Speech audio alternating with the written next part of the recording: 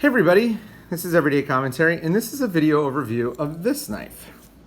Oh, missed it. This knife is the Ferrum Forge Archbishop. I am really late to the party on this knife. This knife came out in 2019.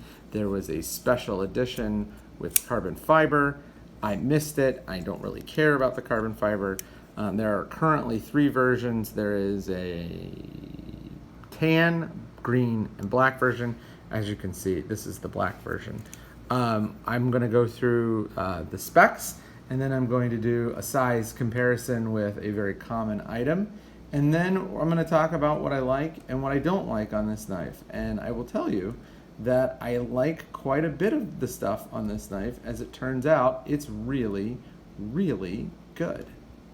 So first up, let's do a size comparison. This is a US $20 bill, and that is the Ferrum Forge Archbishop. And as you can see, it is really small.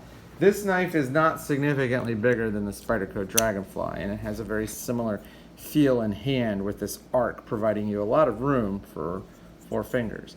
The knife itself is, it was originally priced at 80 bucks. If you work hard, you can find it for less than that. Ferrum Forge currently has them on sale for 68 bucks. I got this one from a company called Chicago Knife Works for 60 bucks shipped. It was a really good deal, and I'm super happy that I did it. The overall length on this knife is 6.3 inches. The blade length on this knife, probably because of this very long belly, is 2.75 inches. Actually, no, I'm sorry, that's the cutting edge. The blade length is 2.3 inches. So the cutting edge is significantly longer than the blade because of the big belly. The really interesting thing for me is this is my first knife that has 9CR 18MOV. I've used 9CR before, but I've never had a knife that I could use it for a long time. So this is my first one. This is a collaboration with a design by Ferrum Forge and the sale by Ferrum Forge, but this is a knife that's made by We Knives. So overall, I really, really like the Ferrum Forge Archbishop, and I'll go through and talk about some of the things that really stood out to me. One last thing I forgot to mention, it weighs 2.4 ounces. So first of all, I think of this knife as sort of the sequel to the Mass Drop Ferrum Forge Gent. And that was a very conservatively designed, straightforward, flipping knife, and I like that knife a lot. The one thing I really did not like about that knife was the commercial off-the-shelf clip. This clip, on the other hand, is just awesome. It is very discreet. It doesn't, detract from the looks of the knife. It doesn't really create any hot spots, and it works great in the pants. One thing that I will note, and this sometimes bothers me, but it doesn't bother me here, is that you can see the clip sticking out from the knife. As you can tell, it is a one-position clip only. There's nothing here to allow you to switch sides. It's important because it's not just the screw hole, but there's actually a channel, and that way the clip doesn't rotate because it only has one screw holding it in place. So I really, really, really like the clip, and you can see that when you put the when you put your knife in your pocket, it rides really, really super high. I mean, just really, really high. So that is fantastic. I love, love, love, love that feature.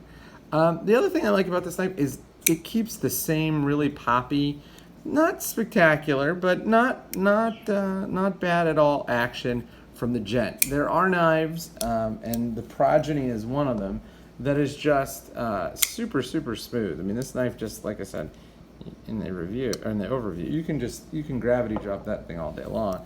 There's no way you're going to gravity drop this knife or the Gent, but it always fires. I've never had a fail fire when I've tried the flipper. The one thing that this knife has that the Gent doesn't is that it has this opening aperture. It's not a hole. They call it an opening aperture in the product literature. And it's really not designed to be thumbed open like a Spyderco hole, although you can do it. It's really designed to allow that, where you finger flick the knife open.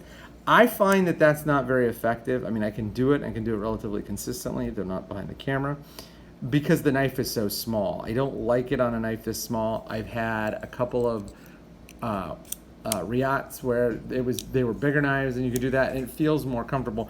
On this knife, it just feels cramped, and so I almost always deploy it that way, which is fine.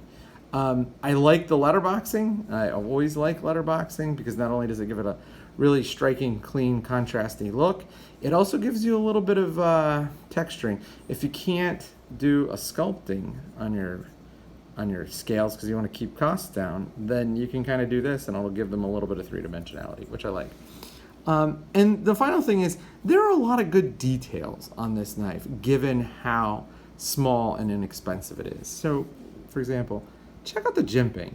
Not only is the jimping cut, but it's also chamfered. And it is really effective without being abrasive. I mean, you can lock your finger in and it still won't like cut or wear. It'll leave impressions because you're just pushing hard. But it's very well done.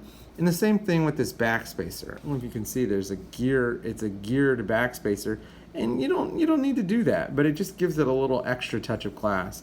I also really like, as one of the small touches, the Ferrum Forge pivot screw.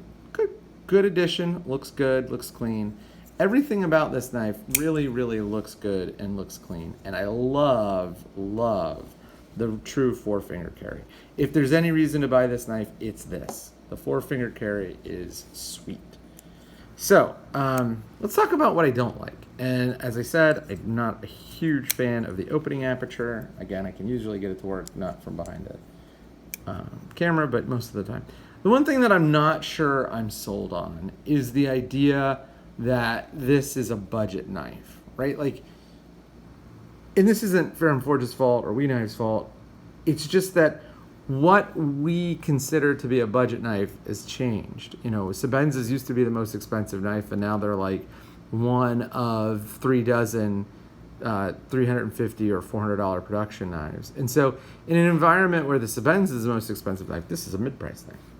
In an environment where the Sebenza is not the most expensive production knife by a long shot, then, you know, maybe this is a budget knife. But like, I don't want the knife market to go the way of $60 being the entry point, because a lot of people think $60 for a knife is way too much to pay, and the fewer people that like knives, the fewer people that are in knives, the fewer knives that will be made. So, you know, it's a really interesting compromise, but I'm worried that this is what we're going to think is the entry level. I prefer the QSP Parrot or the CRKT Drifter or the Leatherman KB to be the entry point, but if this is the entry point, I'm not happy. And it's not because I don't like the knife, I just don't want the entry point to be a $60 knife. And so all that being said, for what it is, it's a really, really good knife. I'm interested to see how this the 9 CRV holds up. And, you know, it's good to see people minding their costs. You know, like, this strikes me as the cheapest knife a hardcore knife enthusiast, a hardcore modern knife lover would ever look at. You know, like, the steel is decent, the price is really good, and the design is fantastic. One thing that I would be curious about is what would happen if they released this knife at $200, but they like did premium everything. I mean, at that point, would it be as interesting? And I don't know. I mean, I really find that this knife is interesting because of the price point and the material choices, all that kind of stuff.